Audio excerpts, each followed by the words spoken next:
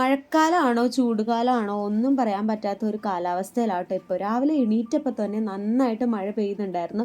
എന്നാൽ ഒരു 9 മണി 10 മണിയായപ്പോൾ ഈ മഴയൊക്കെ മാറി നല്ല വെയിലാകാൻ തുടങ്ങി. ഏതാണ് കാലാവസ്ഥയെന്ന് പോലും ഇപ്പോൾ പറയാൻ പറ്റുന്നില്ല.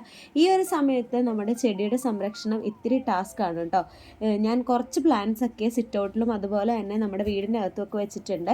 ഈ ഹാങ് ചെയ്തിട്ട പ്ലാന്റ്സിനൊന്നും ഒരു പ്രശ്നവും ഇല്ലാണ്ട് വളരുന്നുണ്ട്. ഇതൊക്കെ സൈഡിൽ നമ്മുടെ ടേർട്ടിൽ വെയിൻ പിടിച്ച് നിൽക്കുന്നതാണ് കേട്ടോ. നന്നായിട്ട് പിടിച്ച് വന്നിട്ടുണ്ട്, മഴയുടെ ചാറ്റലൂടെ അടിക്കുന്നുണ്ട്. രാവിലെ തന്നെ എല്ലാ ചെടികളും ഒന്ന് നോക്കി വെള്ളം ഒഴിക്കേണ്ടതിനൊക്കെ വെള്ളം ഒഴിച്ചു. ഇതൊക്കെ ഇൻഡോർ ആയിട്ട് നിന്നിരുന്ന പ്ലാന്റ്സ് ആണ്. പൊടി വന്നപ്പോൾ ഞാൻ ജസ്റ്റ് നനച്ചത് തുടച്ചു കൊടുത്തിട്ട് പുറത്തെടുത്ത് വെച്ചതാണ്. ഇൻഡോർ പ്ലാന്റ്സും അതുപോലെ തന്നെ സിറ്റ് ഔട്ടിൽ വെച്ച പ്ലാന്റ്സും ഹാങ്ങിങ് പ്ലാന്റ്സിനും ഒരു കുഴപ്പവും ഇല്ല. പക്ഷെ പുറത്ത് നമ്മൾ വെച്ച പ്ലാന്റ്സിനൊക്കെ നന്നായിട്ട് വാട്ടം സംഭവിച്ചിട്ടുണ്ട്. പുറത്ത് നമ്മൾ വെച്ചിരുന്ന പ്ലാന്റ്സിൽ നമ്മുടെ ടേബിൾ റോസ് അതുപോലെ തന്നെ നമ്മുടെ 10 മണി പ്ലാന്റ്സ് ഒക്കെ നന്നായിട്ട് നശിച്ചിട്ടുണ്ട്. സ്വാഭാവികമായിട്ട് ഈ മഴക്കാലത്ത് ഈ ഒരു ടേബിൾ റോസൊക്കെ കൂടുതലും നശിക്കാറുണ്ട്. അപ്പോൾ കുറച്ച് നമ്മുടെ ഷീറ്റിൻ്റെയൊക്കെ അടി നിന്നതിനൊന്നും പ്രശ്നമില്ല. നമ്മുടെ പുറത്ത് നിന്നിരുന്ന താഴത്തൊക്കെ വെച്ചിരുന്നൊക്കെ പോയി. റോസ് ചെടികളാണെങ്കിലും എന്തോ ഒരു മുരടിപ്പും കാര്യങ്ങളൊക്കെ ഉണ്ട്. പിന്നെ റോസയുടെ തണ്ട് പൂക്കളിലാണെങ്കിലും നന്നായിട്ട് പെസ്റ്റ് അറ്റാക്കും ഉണ്ടായിരുന്നു.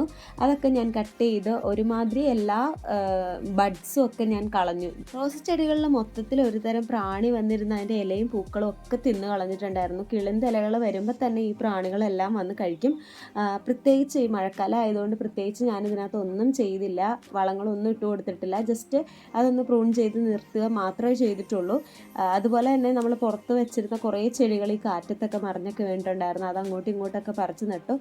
ഈ ഒരു റോസ് തണ്ട് ഏതായാലും ഏകദേശം ഒന്ന് ചീഞ്ഞ് വന്നു. അപ്പം ഞാനൊന്ന് നമ്മുടെ അലോവേറ ജെല്ല് വെച്ചിട്ടുള്ള ഒരു പ്രൊപ്പഗേഷൻ്റെ വീഡിയോ ഞാൻ കഴിഞ്ഞ ദിവസം കണ്ടിട്ടുണ്ടായിരുന്നു. അത് ചെയ്ത് നോക്കാമെന്ന് വിചാരിച്ച് ഒരു അലോവേറയുടെ ഒരു സ്റ്റെം എടുത്തു.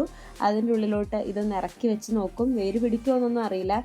കാര്യം ഏകദേശം ആ ഒരു റോസ് ചെടി പകുതിയോളം ഒരു വാട്ടം ഉണ്ടായിരുന്നു. അപ്പം ഞാൻ എന്തായാലും എനിക്ക് തോന്നി അത് 2-3 ദിവസത്തിനകം ചീത്തയോ വാടിയോ എങ്ങാനും പോകും. അപ്പം ഞാനിതൊന്ന് ചെയ്ത് നോക്കി.